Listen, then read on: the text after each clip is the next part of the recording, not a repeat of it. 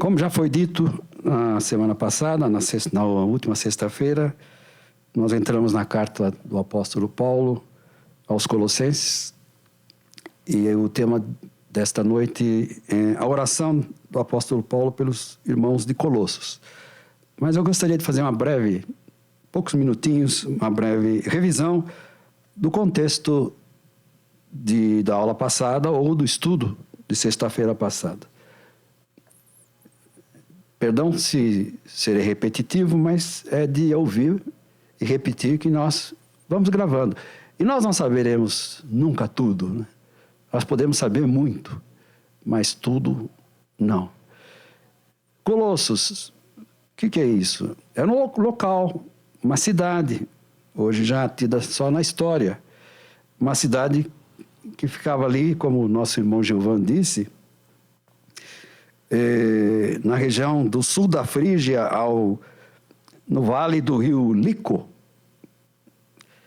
E agora vem a informação atual, que hoje, esta parte da Frígia, cidade de Colossos, faz parte da Turquia. Então, a Turquia ainda é um país antigo e que nós falamos e ouvimos falar da Turquia. Então, nós estamos falando de um local onde passou Paulo também, ou se não passou, mandou obreiros para lá, e com o Evangelho de Cristo.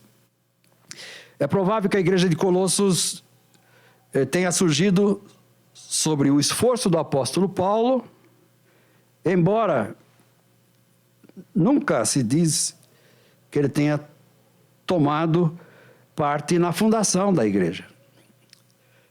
Diretamente não, mas indiretamente é muito provável. Através de quem? De Epáfras. O irmão Gilvan falou razoavelmente sobre Epáfras. Epáfras é tido entre os pesquisadores como o fundador e pastor da igreja em Colossos. Depois os irmãos vão conferir isso no capítulo 4, lá do verso 12 a 13. Hoje nós vamos focar apenas no capítulo 1, do versículo 3 até o 14. Embora no versículo 7 vai aparecer hoje o nome de Epáfras. Qual foi o motivo de Paulo escrever para esta igreja? A igreja estava passando por uma ameaça séria. Eu pergunto, qual é a avaliação dos irmãos? A igreja de hoje está ameaçada também? Ou ela não sofre nenhum ataque, a nossa fé é tranquila, nossos filhos, nós podemos largá-los do jeito que eles quiserem ser, ouvir o que eles querem, ir para onde queiram, ou a gente tem que cuidar e trabalhar em cima deles com vigilância constante? O que os irmãos acham? Há ameaças em nossa comunidade, em nossa igreja, no povo de Deus de hoje? Sim, e como há, né, irmãos? Tinha as ameaças daquela época. Hoje são ameaças com outros nomes, mas cujo fundamento é justamente a heresia diabólica, tirando Jesus do centro. Então o Paulo se serve desta carta e vai levar informações para a sobrevivência da igreja. E foi esse fato que levou o irmão Epáfras, que era obreiro da igreja de Colossos, ir até Roma. Olha, é uma viagem longa, sair da Turquia, Europa, para ir até Roma, é uma viagem para aqueles equipamentos daquela época, é um esforço muito grande. Qual seria a distância, irmão Sérgio, lá da Turquia até Roma? Uns 2.000 quilômetros, né? 2.000 quilômetros em barco à vela, né? É muita coisa, é muita preocupação com a igreja, né? É muito zelo com a igreja. Qual o zelo que eu tenho, que nós temos com a igreja de Cristo? Conosco, pessoalmente, e depois com os nossos Então, lembremos disso, quando falar de Epáfras, ele foi lá da Turquia, que seria a Turquia hoje, lá de Colossos, até Roma, onde estava Paulo encarcerado. Quais eram as heresias daquela época? O nosso irmão Gilvan também falou. Quando Epáfras foi lá, ele foi consultar o apóstolo Paulo. Foi buscar informações numa pessoa de referência. Aqui já tem mais um pensamento, um ensino. Nunca procure pessoas que não sejam referências. Se você tem dúvidas, procure uma pessoa que conhece aquele assunto. Isso em todas as áreas. E quando se fala da palavra, é muito mais importante ainda, porque este assunto é um assunto para a vida eterna. Aqui, se a gente toma um conselho com alguém para fazer um bolo lá e passar a receita errada, o máximo que vai acontecer é a gente não gostar do bolo e acabou, e tenta outra vez. Mas se nós buscamos referências em homens e mulheres com relação a um dia estar na glória, que sejam referências mesmo, né? Havia ali, então, o tal do sincretismo, que mistura tudo, né, irmãos? Sincretismo é quando pega várias religiões, várias crenças e bota no liquidificador, só para fazer uma comparação, bate aquilo e sai um caldo que não tem... É um pouco de tudo. Sincretismo, acomodação de tendências diversas, como filosofia. A filosofia grega era muito influente naqueles dias, naquela época. Paulo, inclusive, debateu com filósofos epicureus, por exemplo, lá no Areópago, em Atenas, capital da Grécia. Filosofia, até de hoje estudada, vem daquela época, daqueles filósofos que a gente, inclusive, quem passa pelos bancos escolares vão ouvir falar no nome deles. E havia também ali um caldo misturado com o tradicionalismo judaico. Pessoas que vieram para o Evangelho, mas não deixaram as suas crenças do judaísmo e queriam substituir Jesus por aspectos judaicos, aspectos da religião judia. Quais foram as consequências? O que estava acontecendo quando Epáfras foi lá para Roma? Ele deve ter dito o seguinte: os crentes estão diante de crenças e cultos que estão atacando o cristianismo da nossa igreja, o irmão Paulo. Ou seja, tem gente lá influente que sobe no púlpito, usa o púlpito ou ensina nas casas, etc. Heresias que procuram diminuir Jesus Cristo, roubar a identidade do cristianismo e colocam acréscimos. Não só colocam, como exigem, impõem acréscimos como meio de salvação. Ora, quem é o Salvador da humanidade? Tem mais alguém além de Jesus? É só Jesus. Só Jesus, Jesus nós cantamos aqui. Outro bem eu não vou procurar, porque eu também não vou achar. Só em ti é Jesus. Meu alvo é Jesus, e é Jesus, e é Jesus. Tinha também, além das filosofias, como eu disse, o legalismo. E quando Paulo fala da filosofia, ele vai falar de sutilezas filosóficas. Isso depois vocês vão ver melhor no capítulo 2, versículo 8. São argumentos que atacam a doutrina da iluminação vinda pelo Espírito Santo. Ora, se é o Espírito Santo que convencerá, como disse Jesus, como diz a palavra, o homem do seu estado caído, do seu estado pecaminoso, Se é o Espírito Santo quem convence o mundo do pecado e do juízo e da justiça, porque não havendo pecado, se eu nego o pecado, eu também nego a justiça. Só vai haver justiça por causa do pecado. Mas quem está em Cristo, nova criatura é. As coisas velhas já passaram, não há mais que ser julgado com relação à salvação. Que fique claro. Há um estudo doutrinário a respeito quem sabe um dia a gente volte a esse assunto, numa série como essa, a respeito das benesses, galardões, né?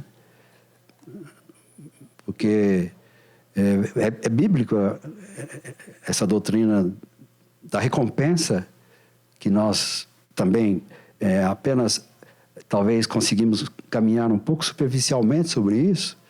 E ninguém sabe exatamente como serão os galardões, mas que eles estão na Bíblia, eles estão. Então, o Espírito Santo é o nosso guia, ele que nos convence, e é ele que nos dirige através da palavra e através da salvação efetuada por Cristo Jesus. Então tinha também legalismo, que eram os preceitos judaicos, como já disse, ênfase na circuncisão, foi o que nosso irmão Gilvan falou, ênfase em leis de alimentos, não coma isso porque isso é pecado, não coma aquilo, não toque naquilo. Observância de dias especiais para cultos ao perigo e devoções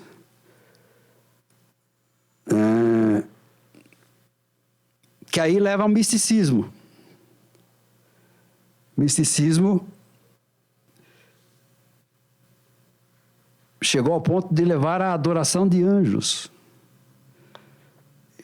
Outros diziam que tinham visões estáticas, de êxtase, perigoso também. Por isso que a palavra de Deus nos ensina sobre conhecer os dons do Espírito Santo, ou ter os dons do Espírito Santo, buscar os dons, os melhores dons de discernimento de espírito.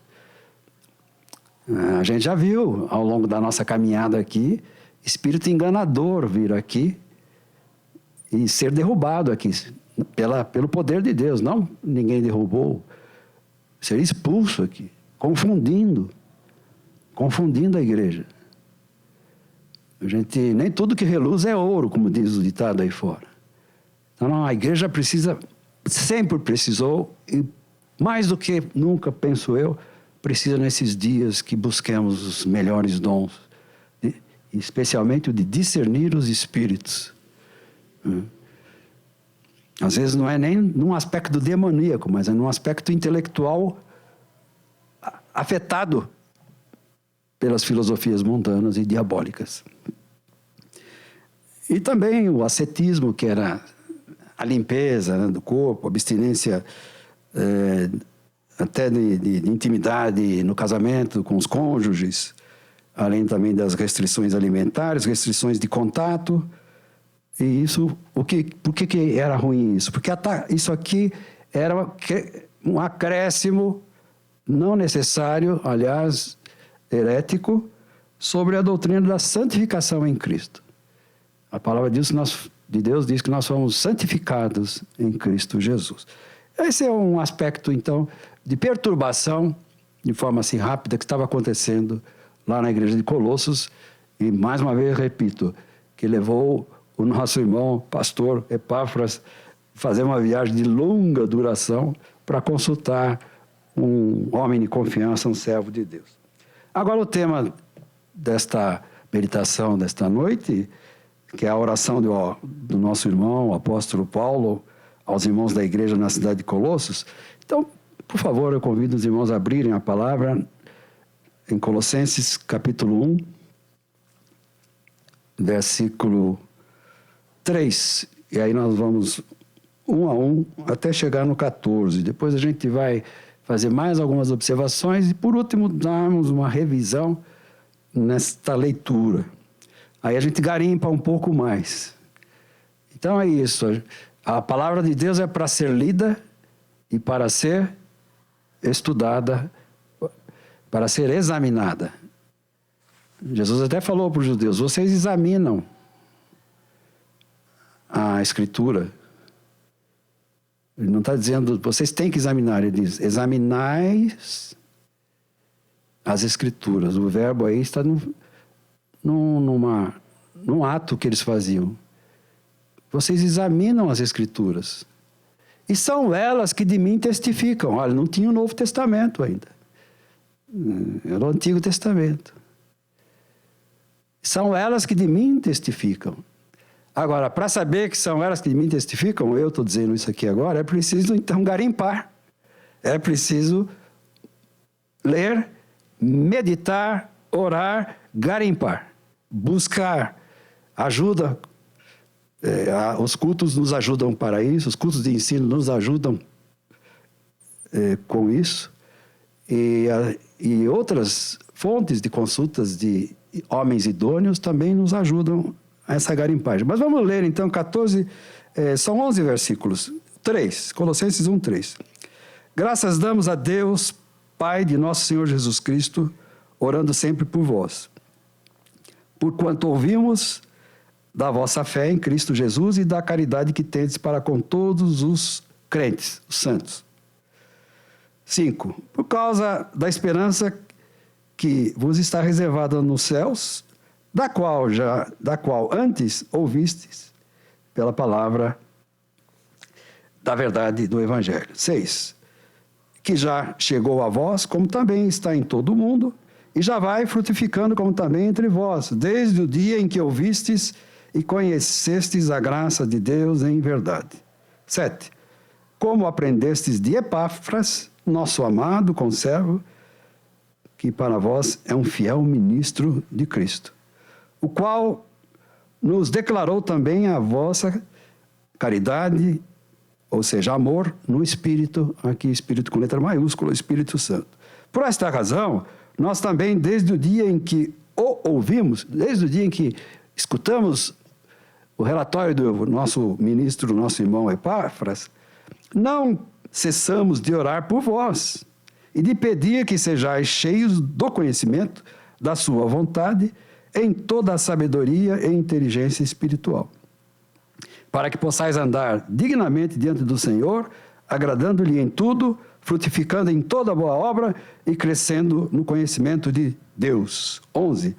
Corroborados em toda a fortaleza, segundo a força da sua glória, em toda a paciência e longanimidade com gozo, dando graças ao Pai que nos fez idôneos para participar da herança dos santos na luz. 13. Ele nos tirou da potestade das trevas e nos transportou para o reino do Filho do seu amor, em quem temos a redenção pelo seu sangue, a saber, a remissão dos pecados. Antes de a gente rever o texto, eu peguei aqui, por exemplo, o livro da nossa irmã Mears, a partir da página 450. Obrigado, pastor Sérgio. Obrigado. O texto que nós lemos leva em conta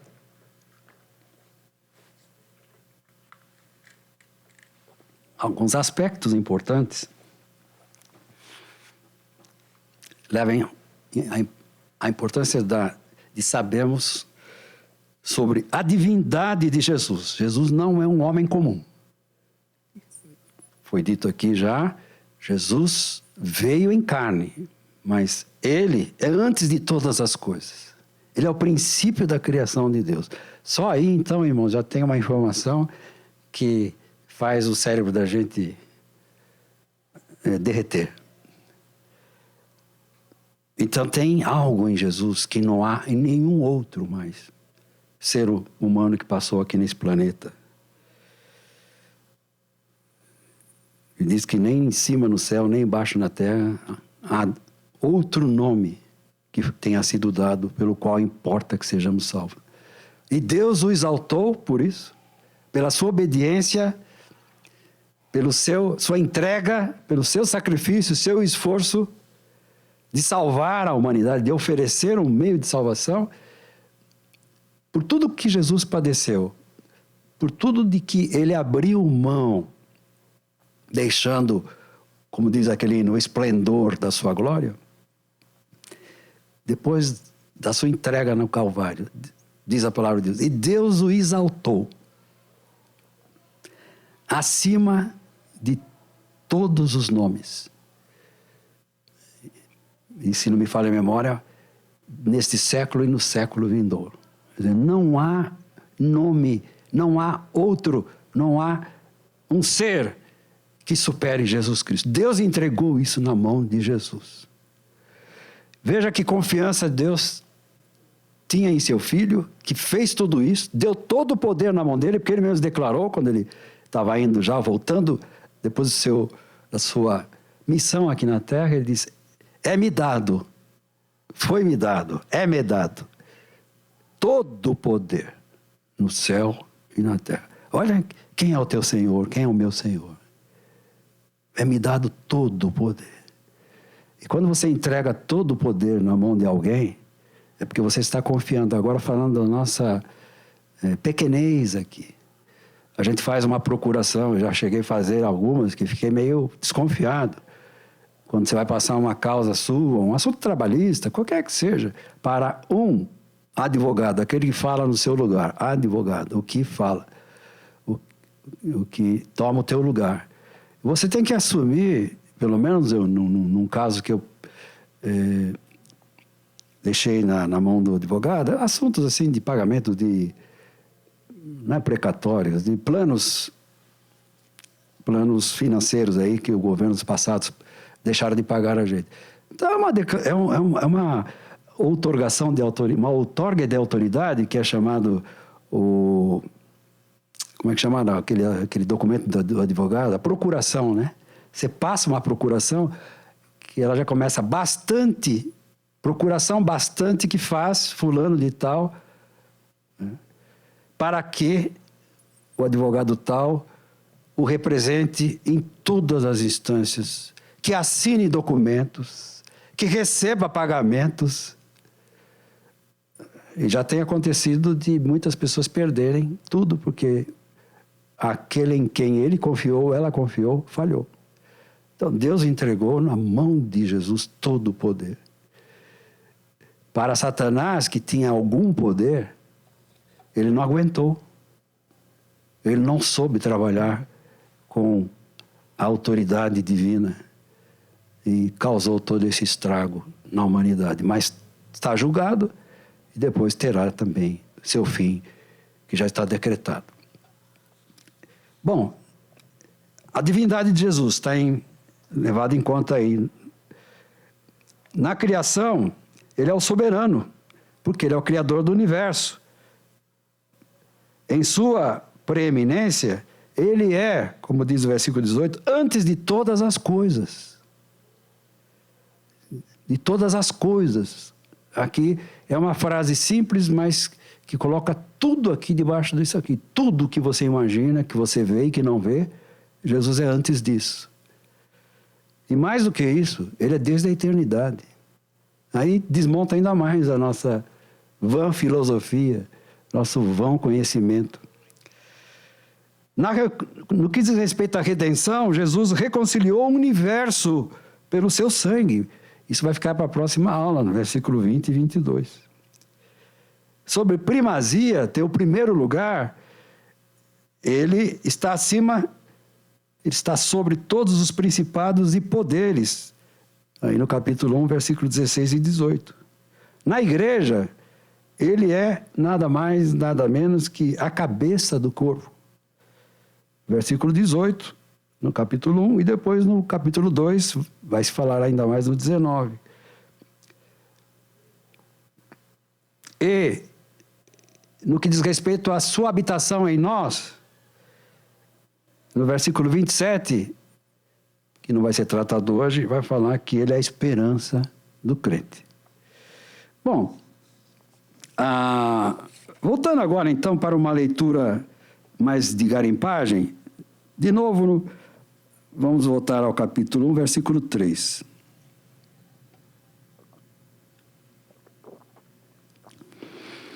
Paulo diz, graças damos a quem?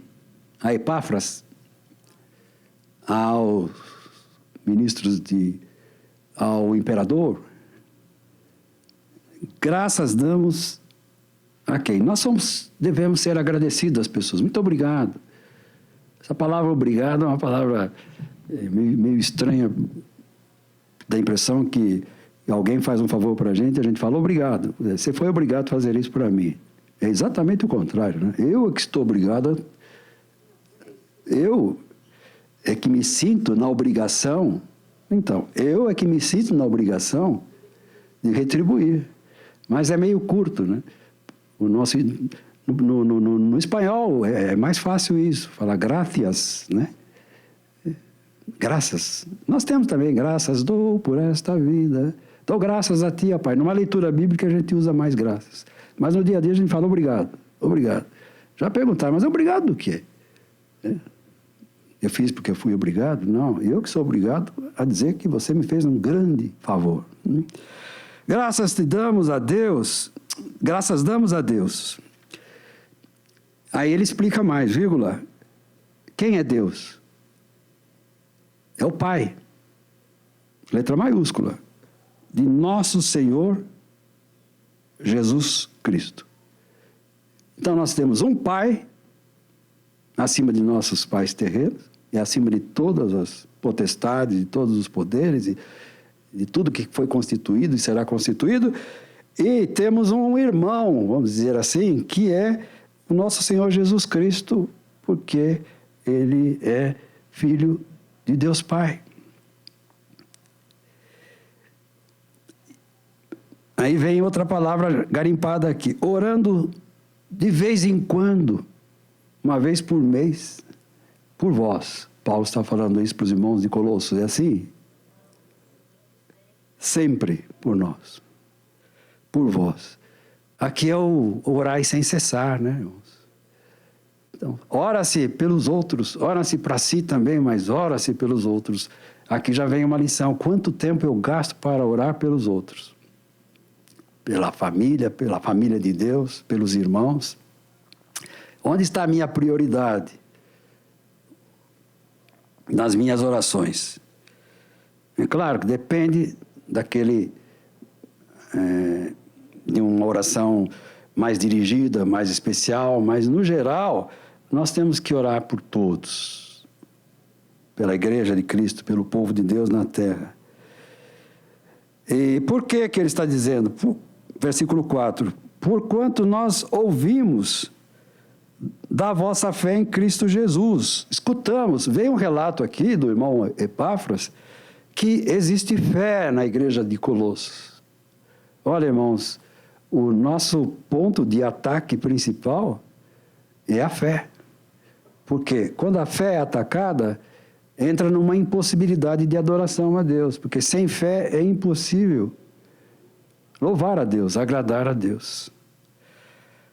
Então a fé é motivo de... A fé minha, a fé nossa, a fé da família, é um motivo de oração para que nós também saibamos lidar com isso.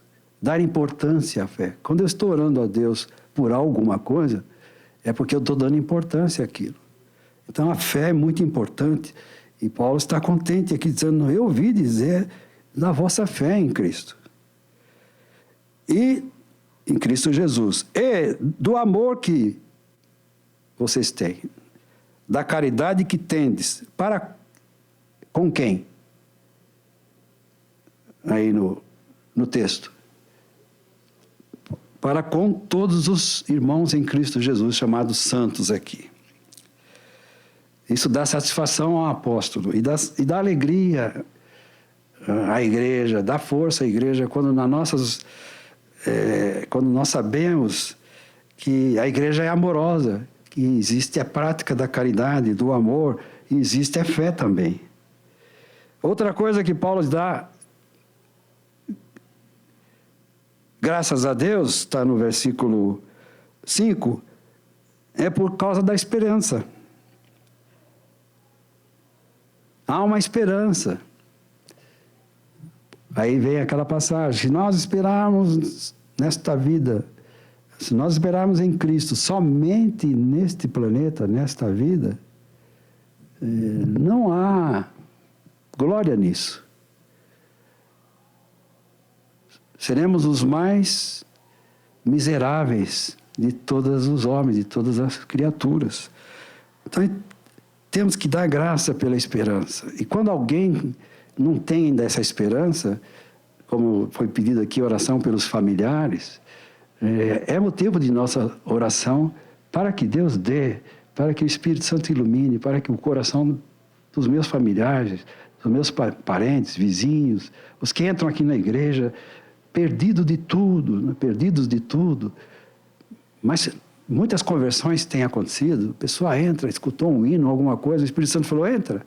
Ele nem sabe de nada disso. Vem, ouve a palavra e nasce a esperança, nasce a fé.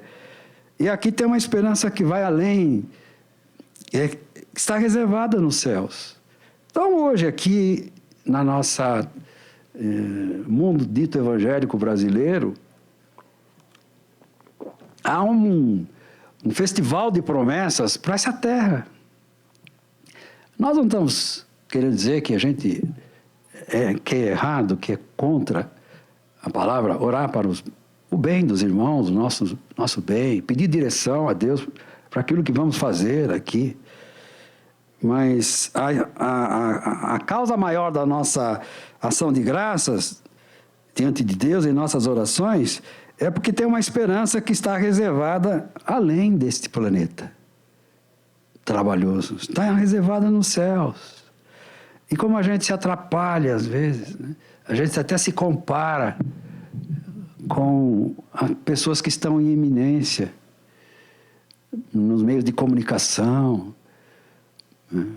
Aparências, coisas materiais, fama, riqueza. E aí, às vezes, podemos ficar assim, diminuídos, achando que a gente não é nada, não vale nada, e vai tirando o olho de Jesus e começa a olhar para as ondas, que são grandes, né? Incontroláveis, e aí a gente pode também sofrer algum naufrágio ou semi-naufrágio. Nós temos que estar alegres por causa da esperança revelada nos céus, da qual já antes ouvistes. Já ouvimos um dia falar dessa esperança, que é o Evangelho, que é o poder de Deus para a salvação de todo aquele que crê. Ouvimos pela palavra, ouvistes pela palavra do Evangelho, e versículo 6, que já chegou a vós. Isso é uma benesse sem tamanho. O Evangelho chegou aqui. Você já pensou? Os irmãos já pensaram? Pararam para pensar como o Evangelho chegou até nós?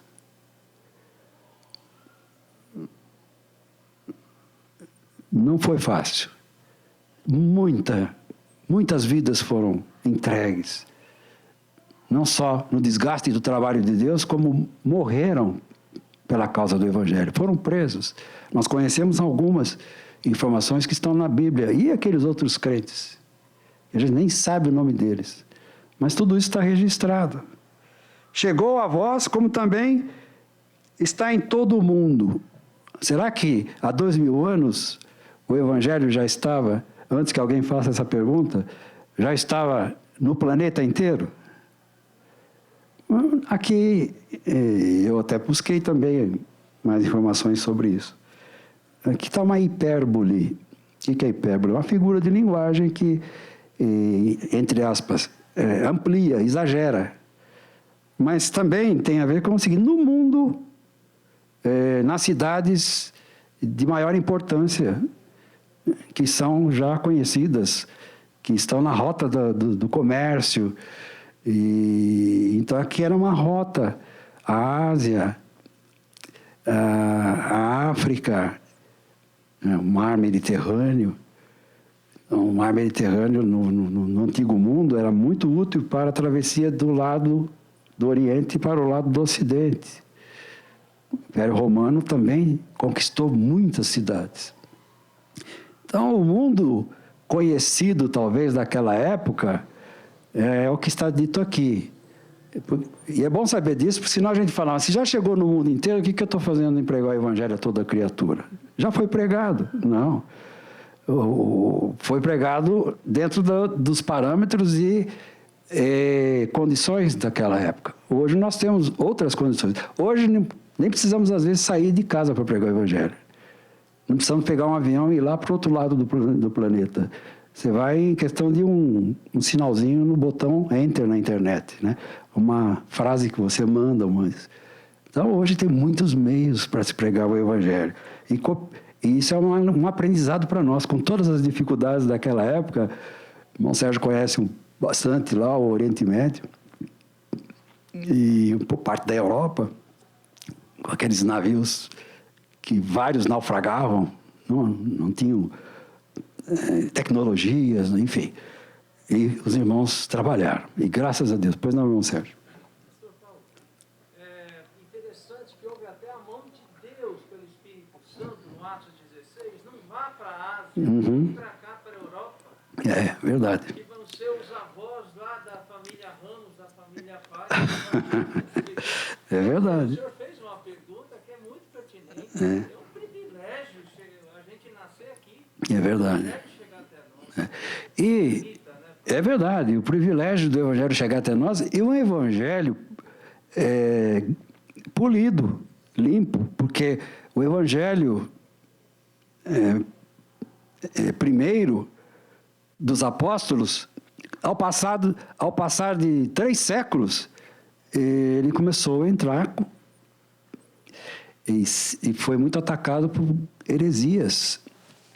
Tudo isso que Paulo escreveu voltou um dia a atacar o ambiente cristão. E isso se deu, pelo que a gente lê, com a mistura do poder desta terra, poder político, poder do império, querer dominar o poder de Deus. Chegava ao ponto de o imperador ser ungido pela mão do sacerdote, do dirigente daquela catedral. Quer dizer, o rei, ou o imperador, era ungido pelas mãos de uma autoridade que devia estar preocupada só com o assunto espiritual. A Bíblia nos ensina a respeitar os homens que estão em iminência, mas não nos curvarmos diante deles, né? Então a igreja dava autoridade. A cúpula da igreja cristã, lá do 3º século, é uma pena que isso. Então, foram 13 séculos aí, até chegar à reforma, no século XV, né? 14, 1516. Vários séculos de idade das trevas, né? O inimigo entrou com uma heresia terrível dentro da igreja. E ali houve substituições de várias coisas. A palavra passou a ser apenas lida de uma forma de sermão, ou entrou a adoração a homens, a adoração a Maria, né? Os irmãos do Novo Testamento aqui eram cristocêntricos, mas no século III outros entraram e tiraram Jesus, até deixaram, mas misturaram. Este é o sincretismo perigoso. Houve um grande sincretismo nesse aspecto. E aí tem uma história, porque entrou adoração à mulher, a Maria, etc. Continuando aqui, para a gente garimpar um pouco mais, e a hora já vai passando. O versículo 7. Como aprendeste de Epáfras, nosso amado conservo, que para vós é um fiel ministro de Cristo. aprendizado. Eu preciso aprender. Eu preciso aprender de quem tem algo para me ensinar. É uma pena que também hoje no mundo chamado evangélico, ou por ignorância ou por ganância, muitas pessoas receberam títulos ou se autodenominaram pastores, bispos e etc. E você dá uma passada rápida assim, umas emissoras, assim, a gente vê tanta heresia, tanta coisa. Então, esses não são os Epáfras da vida. Esses são aqueles que entram, como diz a palavra de Deus, lobos. São lobos devoradores. Então, graças a Deus, quando a gente entra num ambiente de culto, de oração, de uma igreja, que dá importância à centralidade da palavra de Deus. Não quero dizer que a nossa, jamais, que essa é a única igreja, de jeito nenhum, seria uma estupidez. Mas que também tem muitos homens mal intencionados, talvez tenha até começado com boa intenção, depois se desviaram e entraram para o caminho das heresias. E eles mesmos acabam sendo o centro do culto e não Jesus. Isso é um perigo. Querer tomar para si. Deus não dá para si, para ninguém, a glória que é dele, né? Deus dá sim o Espírito Santo. Deus dá os dons, mas para aqueles que buscam em nome de Jesus e se entregam para Jesus, se humilham. Aprendesse de Epáfras, ele é nosso amado conservo. Ele está do lado. É um servo como eu sou servo, Paulo está dizendo aqui. Essa é uma passagem muito importante. É muito perigoso quando homens que dirigem igrejas começam a tomar lugar de senhores. De senhor ainda, ou do senhor, isso é pior ainda. Há muitos senhores aí que só falta pedir que beije a aliança dele, o anel dele. Aqui Paulo está dizendo, sou servo, e a Epáfras é meu cooperador, um servo que está ao meu lado também, trabalhando aí em Colossos, que para vós é um fiel ministro de Cristo. Que bênção quando nós temos nas igrejas, nos ambientes de cultos, fiéis ministros de Cristo. Isso é importantíssimo para a vida da igreja. E o versículo 8, o qual, quer dizer, o Epáfras, nos declarou também a vossa caridade no Espírito Santo, o vosso amor no Espírito Santo. Isso também faz parte. Por esta razão, nós também, desde o dia em que escutamos, que ouvimos o Epáfras, não cessamos de orar por vós e de pedir que sejais cheios do conhecimento da sua vontade e de toda a sabedoria e inteligência espiritual. Paulo vai entrando de uma forma bastante suave, educada, de forma sábia. Aliás, ele está falando de sabedoria e de sabedoria espiritual. 2 tipos de sabedoria. Para que vocês sejam cheios. Eu não cesso de orar. Ele põe no plural, nós. Pode ser que ele também chamava alguns companheiros de prisão para orar, mas Paulo também trabalha bastante no pronome, na primeira pessoa do plural, que era uma forma assim de não dizer eu, nós, porque eu sozinho não sou, né? Não faço nada, ou não faço o que devo fazer. Quando eu falo nós, essa igreja tem procurado aqui primar por um colegiado, tanto no ministério como os extensores, como eu costumava dizer, e ainda digo, os extensores do pastorado, do ministério. Quem são os extensores? Em última instância, somos todos nós, mas tem os canais para tratar com os jovens, tem as irmãs, os irmãos que tratam com os jovens, que cuidam dos jovens. Para tratar com as crianças, tem as irmãs, tem a equipe das crianças. Para tratar do berçário, tem a equipe do berçário. Para trabalhar com a escola dominical de adolescentes, de adultos, tem os professores, são os extensores do pastorado, são os nós, né? Isso é muito importante. Que a igreja de um homem só, ainda que seja um homem de Deus, mas que ele não deixa ninguém mais, senão ele além de um egoísmo, penso eu, é um perigo, porque o dia que ele morrer, morre a igreja. Não tem ninguém preparado para assumir. Há algumas igrejas que tiveram fortes abalos por causa da centralidade de um único nome. A pessoa morre abruptamente, conjuntura a igreja. Então é bom, nós, família.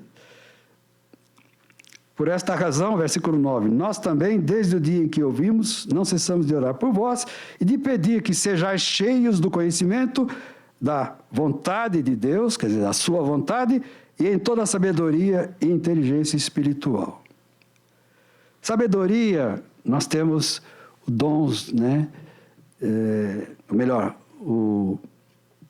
Os dons de sabedoria. Até estudamos recentemente, aí, acho que no primeiro semestre, sobre os dons de sabedoria, discernimento de espírito, profecia, etc., tal. Mas uma coisa que a gente fala pouco é sobre inteligência espiritual. Não sei se os irmãos já tiveram alguma curiosidade de procurar entender o que significa inteligência espiritual. Ou que agora, depois de esses momentos de pré-meditação aqui, o que vem na sua mente quando fala de sabedoria, em toda a sabedoria, sabedoria divina e inteligência espiritual.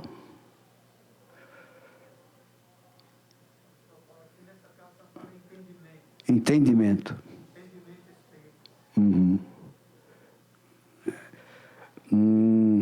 Às vezes nós somos bastante mestrados em sabedoria, temos uma mente treinada, lemos bastante, estudamos bastante, e é o cérebro funcionando, junto com o conhecimento e com as práticas boas do Evangelho, da Palavra de Deus. Então é comum falar que aquele irmão, aquela irmã tem muita sabedoria, tem experiências, né? Tem uma vida trabalhada já. Agora a gente não fala assim, fulano de tal, ou irmã fulano de tal, tem uma inteligência espiritual, né? A irmã Marcelino leu ali e fala do conhecimento, entendimento espiritual. Será que a gente tem algum exemplo agora que possa vir na mente da gente sobre ter esse entendimento espiritual? Mas aí você conhece pessoas tão intelectuais, conhece tantos meios por ler livros, como o pastor falou, mas não conhece a simplicidade do Evangelho. Eu acho que sim. Muito conhecimento das coisas terrenas, mas pouco ou nada sabedoria e entendimento das coisas espirituais. Há teólogos, inclusive, que são cheios de conhecimento terreno, de filosofias, de conhecimento de histórico, se aprofundam nas coisas. Mas será que também tem sabedoria, inteligência espiritual? As coisas de Deus, tem uma passagem na Bíblia que diz, se discerne espiritualmente, se entende espiritualmente. Alguém sabe onde está esse versículo, para a gente até incluir aqui agora? Então é interessante isso, me veio essa passagem agora de cor, mas eu não sei aonde está localizado. Que as coisas do Espírito se discerne. 1 aos Coríntios, capítulo 2, vamos ver se o irmão Marcelino ou alguém ajuda a achar essa... Perdão? Primeira carta do apóstolo Paulo aos Coríntios, capítulo 2, 14. O homem natural não compreende as coisas do Espírito de Deus, porque lhe parece loucura, porque ele não entende. E não pode entendê-las. O homem natural não pode.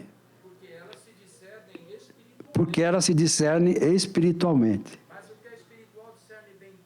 Mas o que é espiritual discerne bem tudo, e ele de ninguém é discernido. Irmãos, irmãs, tem uma profundidade interessante aqui.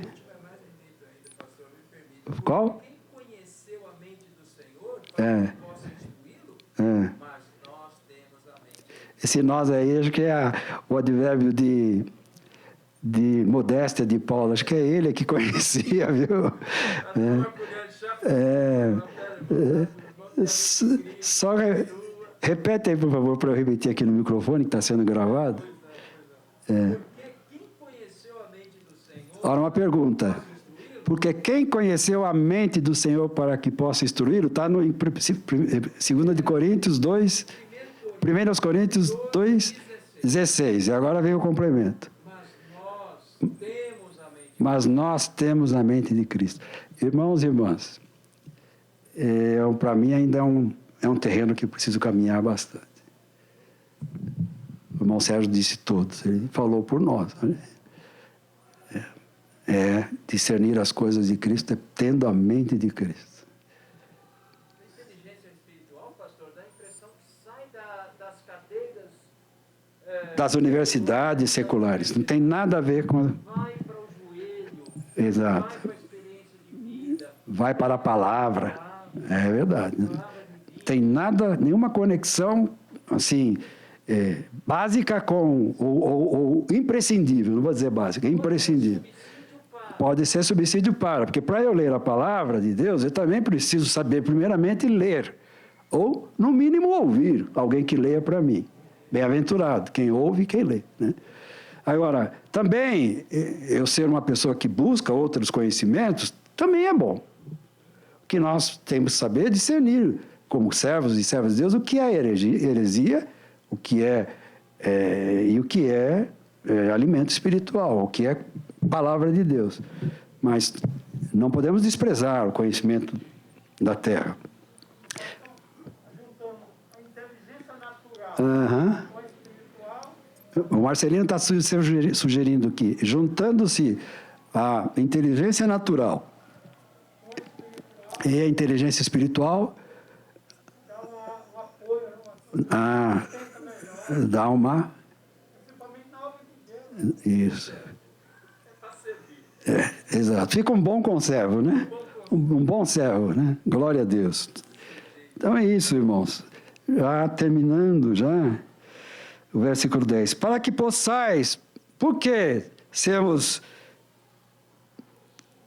a oração de Paulo pedindo que nós sejamos cheios, os irmãos de Colossos, e essa oração serve para nós também, nós fazemos e recebemos, sejais cheios do conhecimento da sua vontade, que é de Deus, em toda a sabedoria e conhecimento, a inteligência espiritual. Para que propósito? Versículo 10 responde: para que possais andar dignamente diante do Senhor, agradando-lhe em algumas coisas, é isso? Em tudo. Pergunto, Paulo Ramos, você está agradando o Senhor em tudo? É uma pergunta que é preciso fazer todos os dias. E eu acho que todo ser humano deveria fazer, todos os servos de Deus e servas de Deus. Para que possais andar dignamente diante do Senhor, agradando-lhe em tudo, frutificando em toda boa obra. Olha, quem anda debaixo da sabedoria de Deus, na inteligência espiritual, ele dá frutos, ela dá frutos, frutificando em toda boa obra. E não para de dar frutos. Crescendo e crescendo no conhecimento. Aqui está no verbo, no gerúndio, no crescendo é gerúndio, né?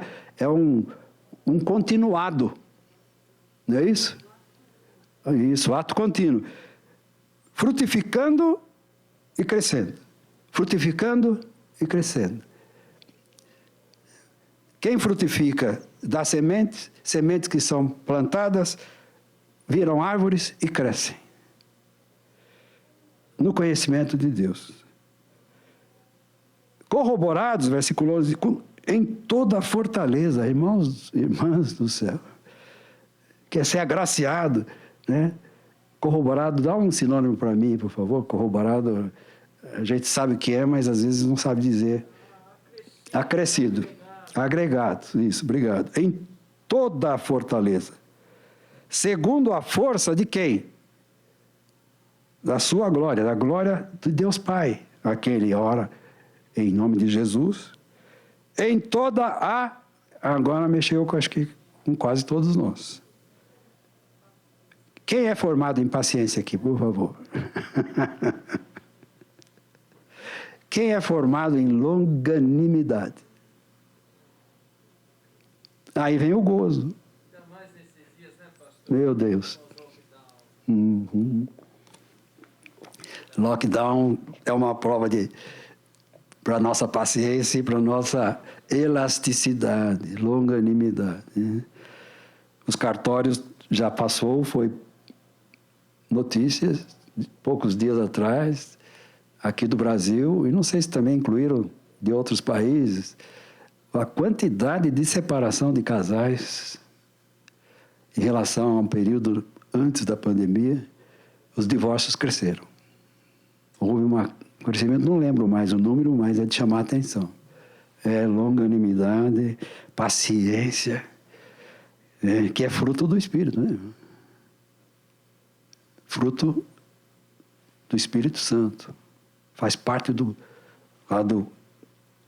os gomos do fruto do Espírito. Não são frutos do Espírito. O fruto do Espírito é amor, longanimidade, aqui, ó. Bondade,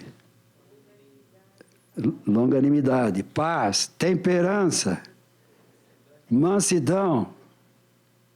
Tem mais alguns para acrescentar?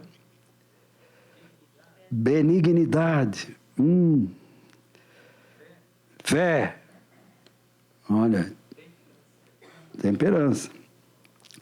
Colossenses 1,12. Dando graças ao Pai que nos fez idôneos. Experientes. Não novatos. A gente nasce bebê, vai crescendo, vira criancinha, primeira infância, depois pré-adolescente, adolescente, jovem, adulto, idôneo. Vai ganhando idoneidade. É o crente que cresce. Que nos fez idôneos para participar da herança dos santos na luz, dos crentes na luz. O 13, ele nos tirou, olha que beleza aqui, da nada mais, nada menos que da potestade das trevas. O que é isso? Do poder de Satanás. Satanás tem poder, mas não todo o poder. Todo o poder está na mão de Jesus. Satanás tem um poder provisório. E o fim dele está chegando. Né? Tirou-nos da potestade, do poder das trevas e nos transportou para o reino, com letra maiúscula, do Filho, com letra maiúscula, do seu amor. Que transplante maravilhoso, hein, irmãos?